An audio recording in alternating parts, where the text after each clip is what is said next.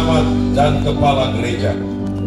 Hari ini, ketika mentari pagi terbit dari ufuk timur, kami tahu bahwa persekutuan jemaat ini telah berusia 61 tahun sejak 8 September 1962. Segala kemuliaan bagi Allah dipersembahkan dari sini di pagi hari ini, karena kami tahu Roh Kudus akan berkuasa bekerja supaya sukacita kami di hari ini digenapkan dalam jalan santai sebagai wujud dari persekutuan, kesaksian, dan di dalam pelayanan.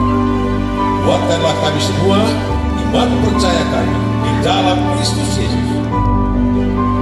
Kami bersyukur dan kami tetap percaya. Amin. Menandai Hari Doa Syukur 61 tahun Jemaat GKI Pengharapan, kita akan jalan santai dan kita berjalan di dalam Tuhan. Amin.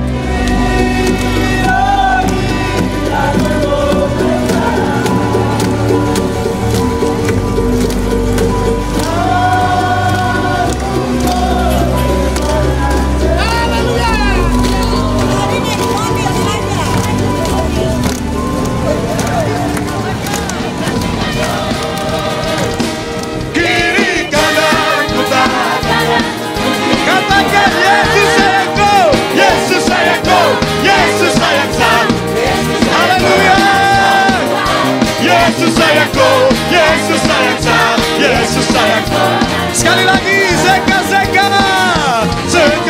yo. Kiri kanan ku tak pandang, puji Tuhan. Zeka yo. Kiri kanan ku tak pandang, puji Tuhan. Yesus sayangku, Yesus sayangku, Yesus sayangku, Yesus sayangku, Yesus sayangku, Yesus sayangku. Yesus sayangku, Yesus sayangku, Yesus sayangku, Yesus sayangku semua. Yesus sayangku, Yesus sayangku, Yesus sayangku, Yesus sayangku, Yesus sayangku, Yesus sayangku, Yesus sayangku semua. Yesus sayangku, Yesus sayangku, Yesus sayangku. Sekali lagi, Yesus sayangku. Terima kasih Bang Yeri dan terima kasih untuk HUT GKI Pengharapan Jayapura ke-61 tahun. Tuhan Yesus memberkati.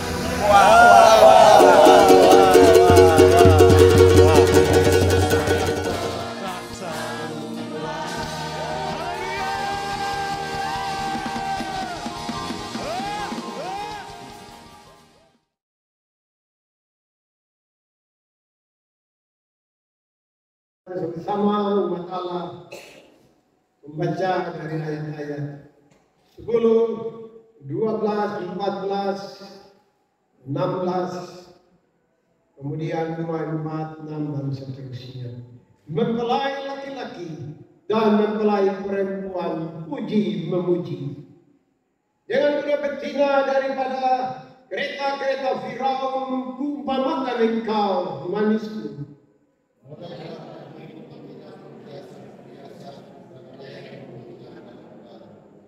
Kami akan membuat bagimu perhiasan-perhiasan emas dengan manik-manik perak.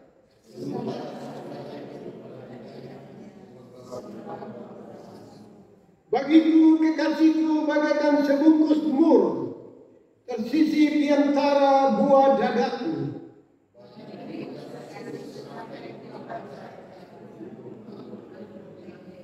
Lihatlah, cantik engkau manisku, sungguh cantik engkau bagaikan merpati matamu.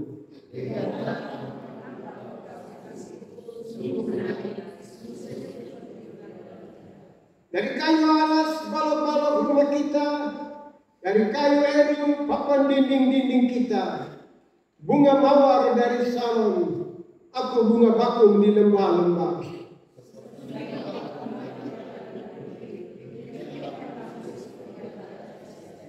Seperti pohon apel di antara pohon-pohon di hutan, demikianlah kekasihku di antara teruna-teruna. Di bawah naungannya aku ingin duduk. Buahnya manis bagi langit-langitku.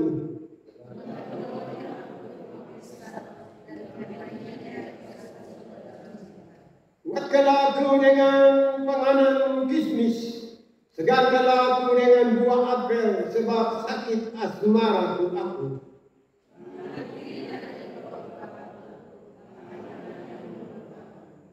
Kusumpahi kamu, putri-putri Yerusalem, demi kijang-kijang atau demi rusa-rusa betina di padang, jangan kamu membangkitkan dan menggerakkan cinta sebelum diingininya. Terpujilah Kristus yang mempunyai firman ini. Haleluya.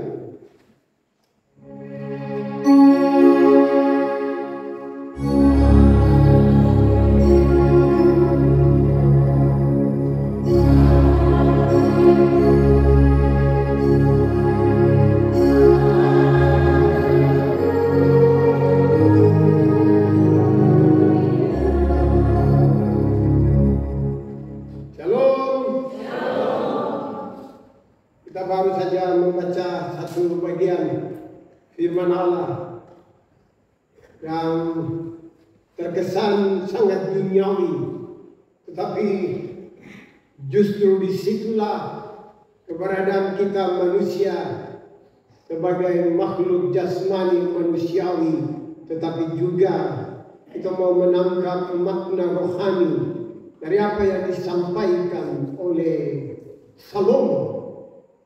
Bapak Ibu Saudara kekasih Tuhan, mengapa disebut Kidung Agung? Saya kira pasti Bapak Ibu tangkap apa yang dimaksud dengan agung. Ya, sesuatu yang lebih dan lebih tinggi. Dia melebihi. Ada gunung agung, ya, gunung yang lebih dari gunung-gunung di Indonesia. Makanya disebut Gunung Agung. Ada apa? Sesuatu yang agung, keagungan, ya, digambarkan.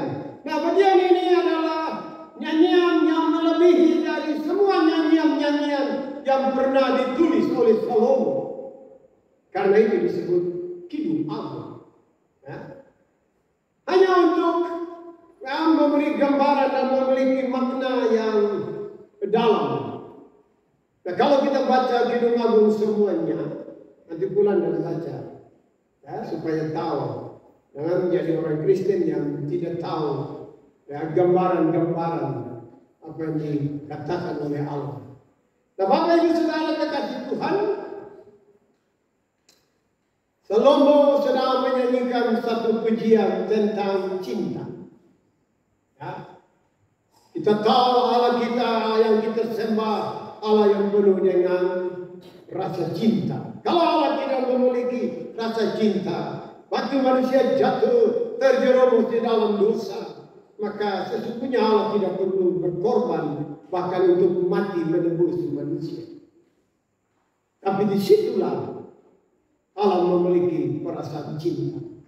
Nah, cinta itu bagi orang-orang percaya itu nilai yang kudus. Tetapi bagi manusia duniawi, cinta itu hanya, ya, sebesar nafsu birahi. Dan itu yang menghancurkan. Itu yang memporak-porandakan manusia. Rumah-rumah tangga berantakan karena salah di dalam memahami tentang cinta. Padahal Allah yang kita sembah, Allah juga yang memiliki perasaan cinta. Dan karena itu apa yang kita baca, kita sedang memahami sesuatu yang begitu dalam digambarkan di dalam bacaan kita ini. Di dalam bagian-bagian ayat ini, Bapak Ibu, ayat 9 sampai 11, ya, kita bisa lihat Alkitab itu, ya, bagaimana ini memberi gambaran. Coba lihat Alkitab 9 sampai dengan ayat yang ke-11, ya. Dengan kuda betina daripada kereta-kereta Firaun, kuumpamakan engkau manisku. Moleklah pipimu di tengah perhiasan-perhiasan dan lehermu di tengah kalung-kalung. Ya. Ini mempelai laki-laki. Ini belum nikah. Namanya mempelai. Ya. Jadi kalau masih ada anak-anak muda yang hari ini masih berpacaran di antara yang ada, ya belajarlah. Tetapi bagi kita yang sudah berumah tangga, ya, kita juga masih bisa belajar. Apakah mama orang di rumah seringkali dapat pujian dari bapak? Sebenarnya harus jelas untuk bisa tahu keadaan rumah tangga. Malah sebaliknya ya.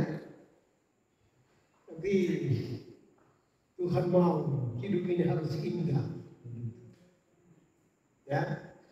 Mempelai ini sebelum mereka masuk di dalam memberkatkan nikah kudus. Ya. Bagaimana dia mengagungkan calon wanita mempelai perempuan. Digambarkan seperti kuda betina dari Firaun, kereta-kereta Firaun. Masa lalu Bapak Ibu, ya, kuda betina itu kuda istimewa yang harus dijaga, dipelihara. Gambaran dari seorang wanita yang diagung-agungkan. Ya. Karena dia itulah saya harus menjaga dia, merawat dia, sebab nanti satu ketika dia akan menjadi mempelai itu.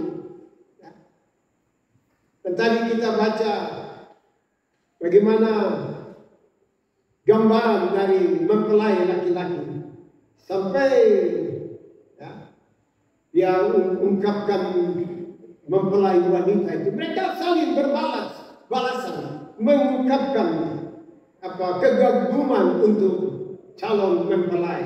Ya. Seperti tirai-tirai orang Salma. Orang Salma itu satu kalau ya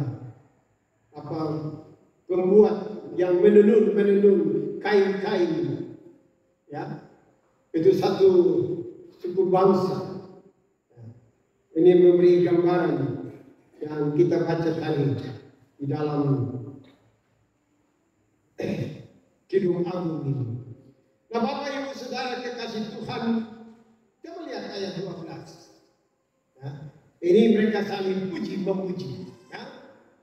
Sementara sang raja duduk pada mejanya semerbak bau narwastuku. Ya.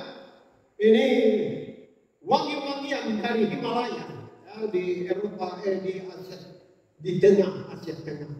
Dia bisa turun ya, ribuan tahun lampau dari perdagangan wangi-wangian narwastu itu turun sampai ke wilayah Jazirah Arab. Ya, sudah ada narwastu itu dari pegunungan Himalaya. Ya. Digambarkan bagaimana ini yang menarik ayat 13. Ya. Bagiku kekasihku bagaikan sebungkus mur. Mur itu kayu damar, wangi-wangian.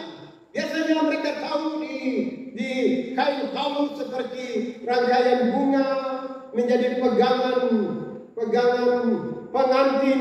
Ya, kalau pengantin datang toki mau menjemput terus diserahkan bunga. Gambaran yang dimaksud dengan tersisih di antara buah dadaku. Ya. Itu bagaimana dirasakan, ya, kehangatan itu, pelukan penuh dengan kasih sayang, cinta sejati dari kedua mempelai. Jadi ini tidak bicara soal nafsu birahi dan sebagainya karena ada buah dada itu. Tapi ini bicara tentang pelukan yang penuh dengan kasih sayang, cinta sejati. Luar biasa. Ya, Alkitab digambarkan bahwa orang-orang yang kalau seorang anak dia dipeluk oleh mamanya, dia rasa begitu terlindung karena pelukan. Ya. Tadi ada digambarkan di dalam pasal 2 itu. Dari ayat 6. Coba lihat. Coba baca kembali ayat 6 dari Kidung Jemaat pasal 2. Tangan kiri terus. Sama-sama. 3. Tangan kirinya ada di bawah kepalaku, tangan kanannya menurut aku. Ya, orang kalau pelukan tidak mungkin tangan di sebelah baru datang kemari. Tidak, tapi tangan itu ya di bagian kepala. Seorang ayah kepada anak atau suami dengan istri, ya, peluk baru tangan bilang betul. Mari kita belajar gambaran tentang Allah kita. Itulah dia. Ini bukan bicara tentang sesuatu yang hanya membangkitkan gairah-gairah, tetapi ini bicara tentang kesucian Allah di dalam kasih. Ya. Seperti itulah Allah kita. Apakah kita pernah rasakan pelukan Allah? Halo? Pernah rasakan pelukan Allah? Ada yang selalu, ada yang diam saja. Diam itu karena tidak mengalami atau karena begitu berat hidup. Ya. Stop sudah dengan begitu berat hidup ini. Untuk apa Allah mati di kayu salib, bangkit dari antara orang mati dan menawarkan hidup yang dipelihara dan diberkati? Mengapa tidak mengalami? Mengapa tidak mengalami? Mengapa harus sabar? Gereja Baitala tidak penuh. Di mana orang-orang yang mengklaim dirinya orang Kristen, orang percaya? Sesungguhnya mereka mengecewakan Allah. Mereka tidak menghormati Allah, merayakan hari Sabat. Karena hidup itu terlalu berat. Sampai Allah diabaikan. Siapa bilang dia bisa menyelesaikan masalahnya sendiri sampai mati? Tidak ada pertolongan kecuali datang kepada dia. Rindu pulang dan bicara kepada orang-orang di rumah yang tidak masuk gereja dan tidak merayakan Sabat. Mereka harus berhenti dari cara berpikir. Alkitab sedang menggambarkan tentang Allah. Allah yang penuh dengan kasih. Yang memeluk orang-orang yang penuh dengan dosa dan pelanggaran. Digambarkan seperti kedua mempelai, mereka saling memuji, mengagungkan mempelai yang lain hanya karena hati nurani yang penuh dengan cinta satu terhadap lain. Ini yang digambarkan oleh Kidung Agung.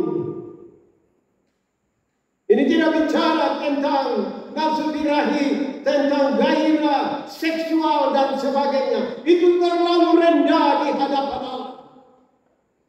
Terlalu rendah. Tetapi ini bicara tentang cinta kasih Allah. Wah, Bapak Ibu Saudara kekasih Tuhan. Coba lihat ayat 7. Lihat Alkitab.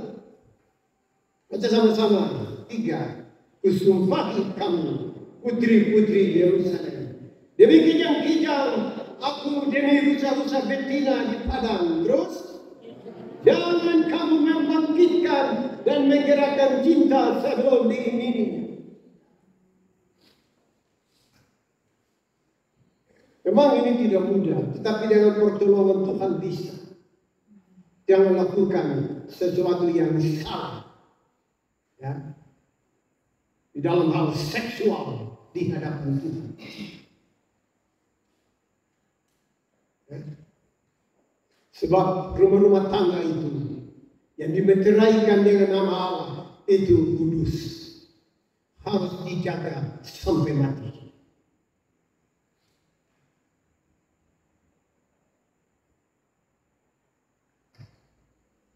Saya tahu ini pergumulan kita. Jangan Bapak Ibu Saudara, ya. Para penatua pendeta, kita juga bergumul dengan masalah-masalah. Syamas, pelayan-pelayan firman, bergumulan berat. Umat Allah di mana-mana kita baca Alkitab penuh dengan bahkan Daud juga jatuh, Salomo apalagi. Tetapi tidak ada kata terlambat. Mereka bangkit dan dipakai oleh Allah dan menjadi berkat bagi umat manusia hanya karena mereka mau kembali kepada Tuhan. Kalau kita baca Mazmur 51, bagaimana Daud yang terjerumus dalam dosa seksual, tetapi dia bangkit, ya, terbuka kepada Allah, dan Allah pakai dia, dan kemudian dia menjadi berkat. Ya. Dia banyak menulis pengalaman-pengalaman hidup Raja Daud menjadi kesaksian orang-orang yang kembali pada jalan kebenaran. Bapak Ibu Saudara kekasih Tuhan, kita sedang membaca sesuatu untuk mengingatkan kita bahwa cinta, love, ya, itu tidak sekedar hanya keinginan daging. Tidak. Itu memang ada, tetapi dia punya norma, itu harus kita pahami. Ya. Itu adalah anugerah Allah. Amin. Ya. Kalau kita tidak punya cinta sama sekali, apa yang terjadi? Kita, orang kasih kita apa cuma ya terima. Tetapi kalau terima kasih ya, itu sebenarnya terlahir karena masih ada hati nurani tentang cinta. Nah ini harus dijaga, dipelihara. Bayangkan saja kalau satu rumah tangga, ya, cinta itu dia dimiliki oleh papa, mama, anak-anak. Rumah tangga itu walaupun biasa-biasa saja, ya, tetapi dari wajah-wajahnya terlihat betapa sukacita bahagianya rumah tangga. Padahal mungkin biasa saja, pas-pasan hidup ini, tetapi dari wajah. Coba lihat kiri kanan, rumah tangga bahagia kan? Coba lihat kiri kanan. Lihat kiri kanan. Haleluya. Anak-anak muda, mimpi besar untuk mengalami janji-janji Allah. Ya. Jangan, ya, masuk sesudah nikah kudus, perjalanan masih jauh, ternyata sudah mulai lagi. Bukankah belajar berangkat dari pengalaman-pengalaman orang tua itu kan indah, ya. Sehingga kita lebih waspada, ya, tentang hidup ini. Bapak Ibu Saudara kekasih Tuhan, cinta itu harus dijaga, dipelihara, jangan dikhianati cinta itu. Ya. Kita tidak bisa hanya mengatakan, hanya bisa bicara. Ya. Tetapi apa yang kita katakan harus bisa dibuktikan di dalam kehidupan sehari-hari. Mulai dari rumah-rumah tangga. Mulai dari rumah-rumah tangga. Memang, ya, ngomong itu harus ada yang dikerjakan. Sehingga seimbang dan itu akan menjadi didengar tapi dilihat. Ya. Jadi dua-dua itu harus nyata dalam kehidupan rumah tangga. Ini kalau retreat begitu, saya bisa tanya satu persatu. Tapi ini ibadah. Tetapi bisakah kita mempraktikkan apa yang Tuhan rindukan? Ya, waktu bangun pagi, ya, Papa langsung selamat pagi, mama saya. Ada banyak ungkapan-ungkapan yang sederhana saja dan sepertinya apa? Kalau orang dunia itu tidak punya makna. Tetapi kalau keluarga ilahi, rumah tangga ilahi, ya, itu yang dengar itu dia rasa dalam. Betapa suami saya, istri saya, orang tua saya masih punya hati nurani, masih punya cinta kasih. Tapi kalau bangun dan sibuk dan urusan dan semuanya seperti mesin saja yang berjalan, rumah tangga.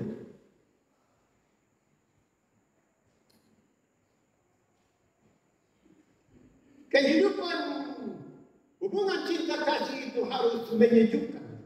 Ya. Harus terjadi kenyamanan, ada kedamaian. Dan itu Allah telah nyatakan waktu Yesus ada di dalam dunia. Seluruh pernyataan Tuhan selama dia menjadi penerus, sebelum dia bangkit, kemudian 40 hari kemudian dia kembali ke surga.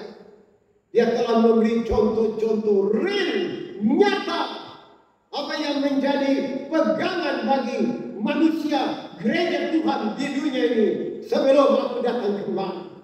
Supaya mereka punya pegangan dan menjalani hidup di dunia ini. Mereka tidak akan tergelincir, apalagi hancur berantakan. Yesus telah memberi contoh-contoh yang nyata. Dan Paulus menulis karena dia juga mengalami dahsyatnya Allah. Coba kita buka Efesus pasal 5. Efesus, coba lihat Efesus pasal 5.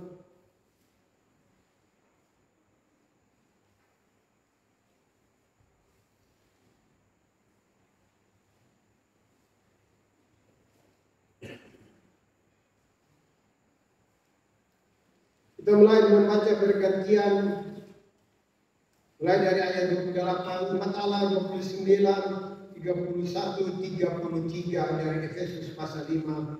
Saya mulai dari 28. Demikian juga suami harus mengasihi istri sama seperti tubuhnya sendiri.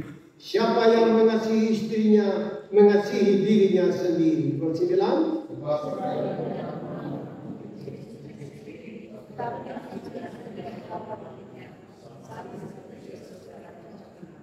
Karena kita adalah anggota tubuhnya.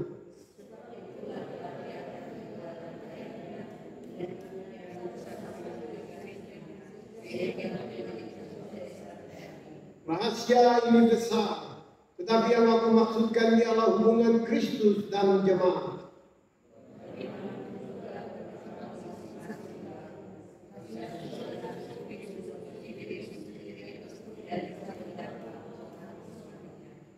Nanti bulan dan baca-baca bila perlu duduk sama-sama dan baca dan kasih ingat saja santai-santai dan Pak kau dengar ya kau itu nanti bapak lagi melihat ya kau itu santai saja. Kami dua lakukan sampai hari-hari. Mengapa Paulus bilang rahasia ini besar? Coba lihat ayat 30. Mengapa ada satu istilah rahasia ini besar? Bapak Ibu, seorang tentara atau polisi, ya, semua rahasia tentara, walaupun dia tentara, belum tentu dia tahu rahasia. Yang tentara yang tahu rahasia negara hanya intelijen dan TNI. Begitu juga polisi. Tidak semua polisi tahu rahasia negara atau keadaan di bangsa ini. Hanya intelijen ya, ada istilah-istilah untuk mereka-mereka itu dari kepolisian. Mengapa? Ya karena tugas mereka. Tidak semua orang yang merumit Anda, tidak semua suami istri tahu.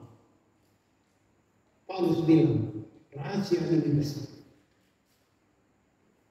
Tidak semua rumah tangga mengerti dengan baik rahasia kebenaran rumah tangga. Ya. Hanya orang yang memiliki hubungan dengan Allah, ya, yang punya tahu, yang punya waktu banyak membaca Alkitab atau memiliki relasi-relasi dalam kehidupan spiritual, maka dia tahu siapa dia. Rahasia ini benar. Bapak Ibu lihat Alkitab. Tetapi yang aku maksudkan ialah hubungan Kristus dan jemaat. Suami, istri, Kristus, jemaat. Ya. Muhammad orang, ya. Ulang dan bicara buat Bapak. Suami, istri, Kristus, jemaat. Karena itu Paulus bilang, Ini rahasia. Anak muda, paham ini sebelum mereka masuk dalam rumah tanggamu. Seorang pria, Paulus bilang, you are Christ. Kau itu adalah Kristus. Yesus dia rela menderita mati di kayu salib menebus umat Allah manusia jemaat. Bagaimana laki-laki pantang menyerah berjuang menjaga rumah tangga. Ya, sebagaimana Kristus bergumul berjuang menyelamatkan manusia. Demikian juga suami, ayah, ya, opa, tete bertanggung jawab untuk rumah tangga. Jemaat yang telah mengalami penebusan dari karya Anak Allah Yesus Kristus, Dia yang telah disucikan, dikuduskan, diselamatkan.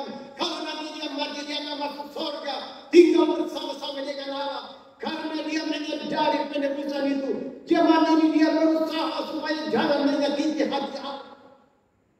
Istri yang telah melihat bagaimana pengorbanan suami yang luar biasa untuk menyelamatkan, menjaga keutuhan rumah tangga ini. Bagaimana istri yang memposisikan diri untuk menghargai, menghormati suami. Itu yang Paulus bilang, ini rahasia. Tidak semua suami atau istri mengerti. Hanya orang-orang yang punya hubungan dengan Allah yang tahu ini rahasia. Amin.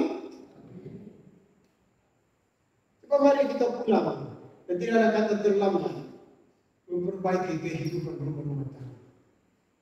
Anak-anak jangan berontak terhadap papa mama, karena mereka punya posisi Kristus dan jemaat. Kau siapa, anak? Kalau tidak ada papa mama, kita tidak ada. Bapak Ibu Saudara kekasih Tuhan, saya mau bilang apa yang kita baca hari ini luar biasa. Dengan 2020 jemaat GKI di seluruh tanah Papua, ya, kita tangkap kebenaran ini. Gambaran dengan mempelai laki-laki, mempelai perempuan, mereka saling memuji, mengagungkan, ya, betapa indahnya Allah rindu. Ya, bagaimana dari rumah-rumah tangga, suami, istri, orang tua, anak, ya, digambarkan begitu indah. Tidak ada yang najis dan kotor di mata Allah. Sekalipun bahasa-bahasa terkesan apa? Birahi, terkesan apa? Seperti kasar, tapi ternyata ini kudus. Ya, itu yang Tuhan mau. Memang kita di Papua, kehidupan rumah tangga itu begitu berat. Ini yang harus gereja bangkitkan, mulai perbaikan, supaya kita lihat tanah ini benar-benar kita bisa memproklamasikan dia. Ini tanah Injil, tanah yang melahirkan orang-orang kuat, ya, yang mampu bertahan dan di kemudian waktunya akan menjadi berkat bagi bangsa negara, bahkan bagi bangsa-bangsa. Tanah ini, Papua, sayang, sepertinya Allah diabaikan, Injil dilalaikan, dan ini yang harus kita perbaiki. Bapak Ibu Saudara kekasih Tuhan, tidak ada yang terlambat, ya, untuk kita kembali perbaiki. Mari kita pulang dari persekutuan ini. Kalau hidup ini sudah indah, wow, mantapkan itu untuk terus berjalan. Ya. Tetapi kalau masih ada beban-beban karena anak-anak ini karakternya begini, istri saya begini, suami saya begitu, oke lah, tidak ada waktu terlambat. Kita segera cari waktu, ambil waktu, lebih banyak duduk di kaki Allah dan mulai banyak berdoa, memperbaiki. Sehingga yang digambarkan betapa indahnya ya, digambarkan itu ya. Coba lihat ayat 10 dari pasal 1 Kidung Jemaat. Lihatlah tampan engkau kekasihku, sungguh menarik ya, sungguh sejuk petiduran kita. Wow. Disitulah nilai suami istri ya, petiduran. Hari-hari ini begitu najisnya tempat tidur di mana-mana di dunia. Tetapi Alkitab sedang memperlihatkan ternyata memiliki makna yang luar biasa di mata Allah tentang tempat tidur. Mempelai ini, ya, bagaimana dia sampaikan, lihat tampan engkau kekasihku, sungguh menarik, sungguh sejuk petiduran kita. Sejuk petiduran kita. Sejuk artinya aman, nyaman. Ya. Tidak melakukan hal-hal di tempat tidur dengan sesuatu yang tidak berkenan di hadapan Allah. Sehingga dengan ketakutan, kenajisan, dan pemberontakan terjadi sesuatu di tempat tidur. Tetapi bagi mempelai ini, mereka bilang nanti tempat tidur kita itu indah pada waktu. Luar biasa. Banyak tempat tidur, mama di tempat lain, papa di tempat lain. Di sini memang tidak ada, maksudnya di sana-sana.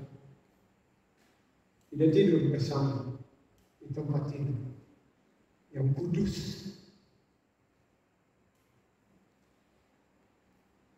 Indahnya hidup dengan Tuhan. Halo? Beratkah hidup dengan Tuhan? Tidak. Dan harus mengalami.